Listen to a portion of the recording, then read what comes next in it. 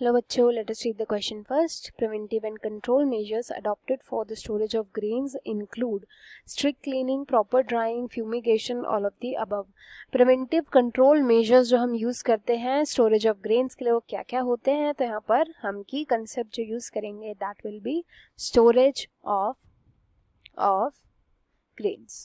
Storage of grains बहुत ही ज़्यादा important concept है ये, जो हमें पता होना चाहिए. ऐसा क्यों होता है, तो देखो पहले ये समझेंगे.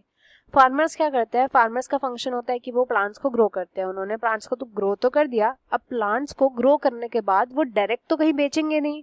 क्या करते हैं, पहले इन ग्रो करने के बाद इनको कहीं स्टोर करते हैं. जब इनको स्टोर करेंगे उसके बाद ही तो मार्केट में जाकर के इनकी सेलिंग होगी, मार्केट में जाकर के बेचेंगे.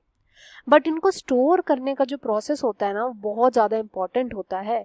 क्यों? क्योंकि बहुत ज़्यादा डिफिकल्ट भी होता है. ऐसा इसलिए होता है क्योंकि जब कई बार स्टोर किया जाता है ना, तो स्टोरेज के टाइम पर जो इनका स्टोरेज बना हुआ होता है, जहाँ पे सभी प्लांट्स को इकट्ठा करके रखा जाता है, यही जो स्टोरेज होता है, इस स्टोरेज में स्पॉइलेज हो जाती है. मतलब कि जो प्लांट्स होते हैं ये खराब हो जाते हैं, पूरी फसल खराब हो जाती है.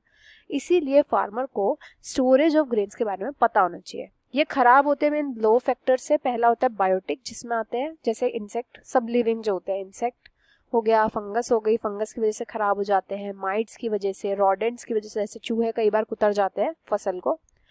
तो मेनली लिविंग फैक्टर्स जो होते हैं जिनकी वजह से स्पॉइल हो जाती है फसल. दूसरा होता है एबायोटिक, यानी कि नॉन लिविंग फैक्टर्स होते हैं.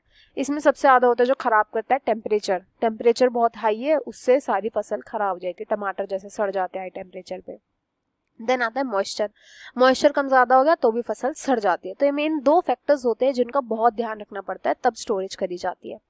अब इस स्टोरेज को बेहतर बनाने के लिए क्या क्या किया जाता है, तो मोस्ट ऑफ द टाइम क्या करते हैं फार्मर, अपना जो पूरा का पूरा स्टोरेज का जो रूम है उसको क्लीन करते हैं. उसकी प्रॉपर क्लीनिंग होती है स्टोरेज रूम की, ताकि वहाँ पर कोई इंसेक्ट्स ना आए, कोई फंगस ना लगे, माइट्स ना आए, रॉडेंट्स ना आए. तो इसके लिए प्रॉपर क्लीनिंग होती है. Then fumigation.